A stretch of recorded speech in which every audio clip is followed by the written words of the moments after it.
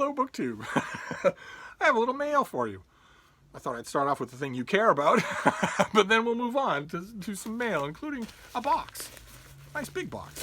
So let's see what we have, see if anything is squeal-worthy. Oh, the bean is on the case. Look at that. Oh, excellent. All right. Oh no. Oh no. Did one of you send this to me as some sort of a prank? Did you send this to me as a prank? No, it's from the publisher. Okay. All right. This comes out in May. This is by Eric Weiner, and it is called The Socrates Express, In Search of Life Lessons from Dead Philosophers. Lovely.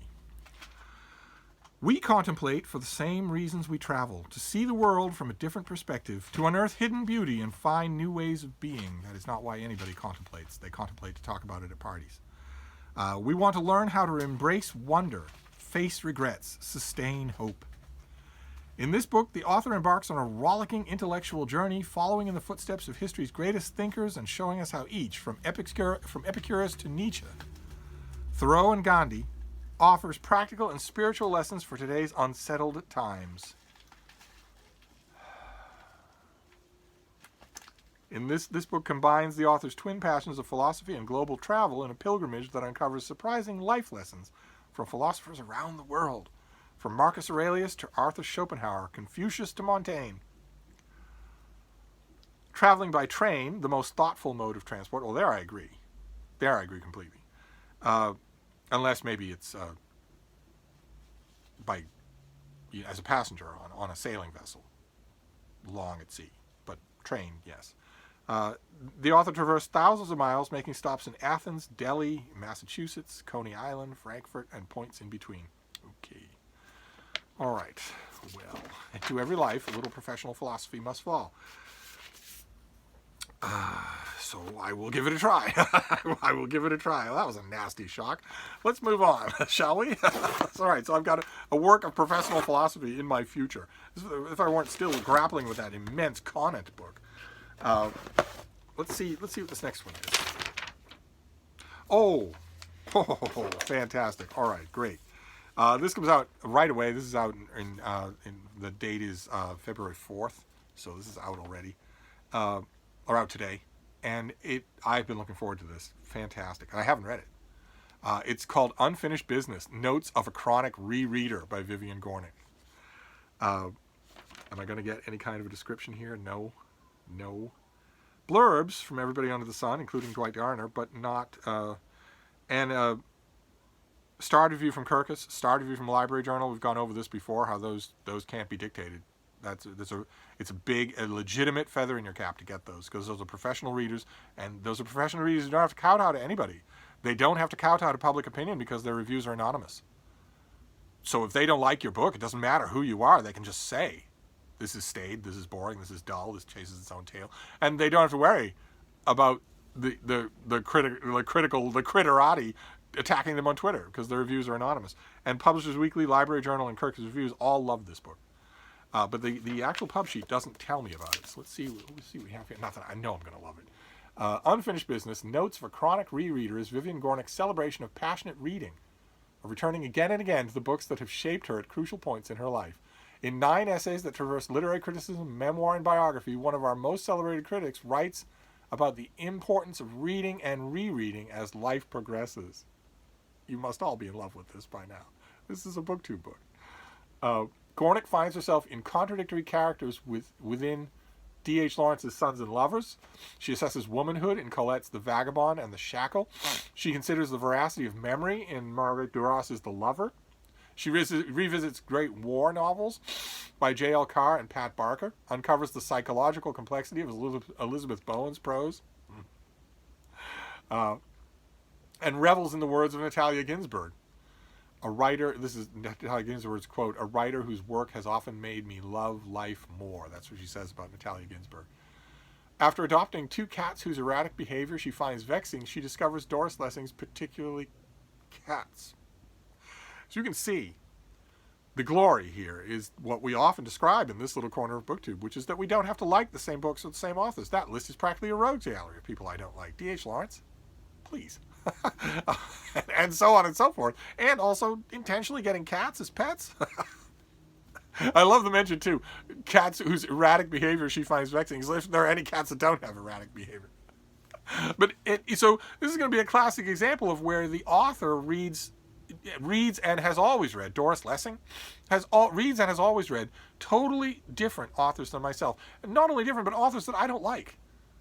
And yet I bet the passion comes through. I bet it's not going to matter to me, which is always wonderful. I love it when that happens. And this is right away. So as usual, the mail haul is also shaping my TBR, my nightstand reading, as my generation used to put it, because I will read this right away. I mean, it's 100 pages long, soaking wet, so it'll take an hour to read. But it's now at the top of the list, ahead of anything else. So let's see what this next one is. That's fantastic. A book about reading and rereading. Oh man, that's fantastic. Okay, all right, great. So this next one is from Thomas and Mercer. That is the thriller arm of Amazon's publishing wing. They must have a great acquisitions editor, because some of these books are fantastic, and they're getting better as time goes on. So this is going to be a $16 trade paperback original. It's by an author I strongly vouch for, and it's called Hideaway. The author is Jason Pinter. Very wintry scene there. To what extremes would you go to keep your family safe? Boston Irish Catholic, South Boston families? I might cross the street. Other than that, what have they ever done for me? This is a question that best-selling author Jason Pinter was consumed by when he became a parent for the first time and felt the strength of the infinite love he had for his infant daughter. Those of you who are West Wing fans will remember that when Toby Ziegler has that exact moment when he has his two children, when he encounters his babies for the first time and learns that babies come with little hats. As soon as he's done drinking the sight of them in, he can't rush to President Bartlett fast enough to say, I've rethought everything. There's nothing I wouldn't do for those babies, which means that if your own daughter is kidnapped, you have to be out of the picture because you're not a rational actor anymore. It's a wonderful moment. Anyway.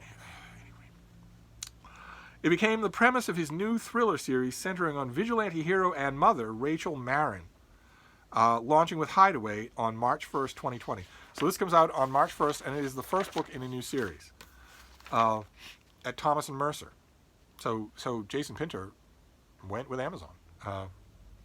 Rachel Marin is an enigma. She seems to be a typical suburban single mom, trying to balance work and life, make ends meet, and be a good and supportive parent to her two young children. But she is anything but ordinary. An unimaginable crime shattered her family 7 years prior, causing her to change her and her children's identities and move to a small town in Illinois. She's determined that no one in her family will ever be a victim again, and to prepare, she's put herself through extensive physical and mental training.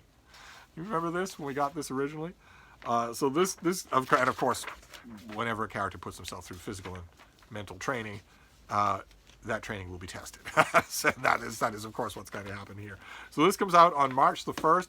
It's tempting, but it's not going to unseat Vivian Gornick. I love Jason Pinter's work. I just think he's a fantastic thriller writer. I think he's fantastic. And he has a home at Thomas and Mercer now. That is interesting in its own. How fascinating it would be to sit him down over wine and calzones and ask him about that. The decision, the calculus that went into that. But anyway, let's continue. Let's continue on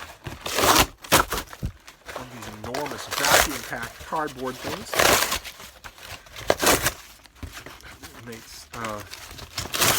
The Bean appears to have given up on her custodial duties.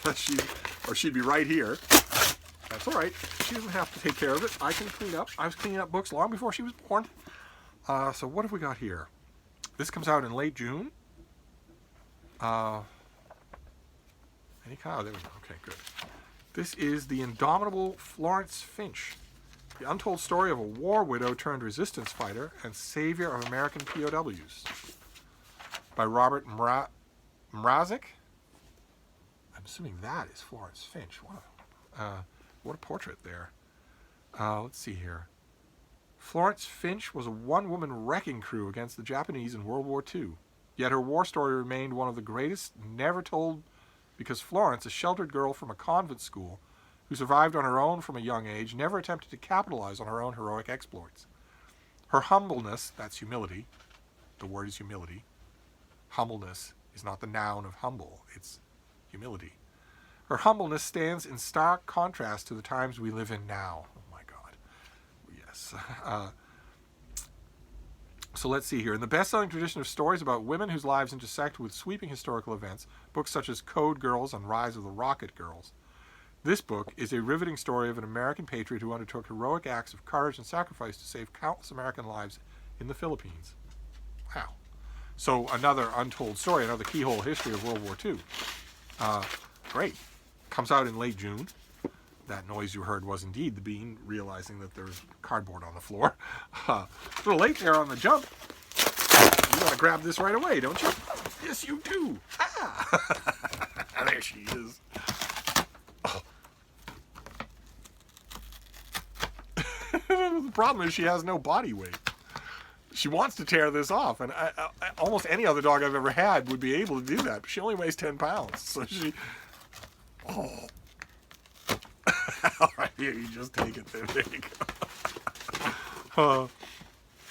All right, let's see here. Oh, no. All right, I'm going to try and control my rant this time. I've been this same rant several times in 2020 already.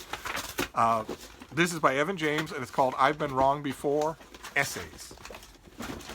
This is a collection of what the publisher is calling essays. I'm just not going to rant about it. That's all. I don't have to rant every single time this happens. Let's see here. From the award-winning essayist, and author of Shrewd as Hell and Hysterically Funny book, Cheer Up, Mr. Whitcomb. Okay, I read Cheer Up, Mr. Whitcomb. I didn't think it was shrewd as hell or hysterically funny. Comes a moving and unforgettable essay collection about his travels around the globe as he reflects on power and the complexity of human relationships. But these will not be essays. These will be stand-up comedy routines, the transcript of stand-up comedy routines. Hey, did you ever notice? Or, wow, what a wacky lady I saw on the train. Anyway, I said I wasn't going to do that, didn't I? From the award-winning essay, Lover's Theme, in which Evan James explores the life of a drag queen in San Francisco, to his poignant story of coming out in One Hell of a Homie, set against the backdrop of 1992 film Class Act, this essay collection brilliantly captures both the beauty and pain of relationships. Okay, all right. This is going to be the Santaland Diaries. That's what started all of this, because anyway. Okay, great. Great. I don't need to go on the rant, because this could be enjoyable anyway. Whatever I end up thinking of them, publishers can call them essays if they want. It's no skin off my nose. This comes out in early March as a paperback original for $17. And I believe I have already heard of One Hell of a Homie as a piece, wherever it appeared. I don't quite remember. I don't know if this is going to tell me. I don't quite remember where that appeared, but I think that achieved a certain amount of notoriety on its own. So I'll give it a try. I'll give it a try, and I won't care about nomenclature. And then we have the box, and then we'll be done. So what have we got here? Oh, baby, you can have the cardboard. You can't have the tape. Let's see here. Do you want this box, little one? The box is too big. Oh, okay, very good. All right, very, very good. Okay, what is all this? What is all this stuff? I don't want all this stuff. I just want the straight up material. All right, okay, this is due any day. Oh my. This is due any day. Look at the size of this thing. Is this actually a chunkster? Yes, it is. This is 900 pages long. So this counts for Alan Moreton's Chunksters for Charity Challenge, which is ongoing all year long. This is by Alexander Mikaberidze, and this is the finished copy of The Napoleonic Wars, A Global History. Boom! And there are the pyramids in the background.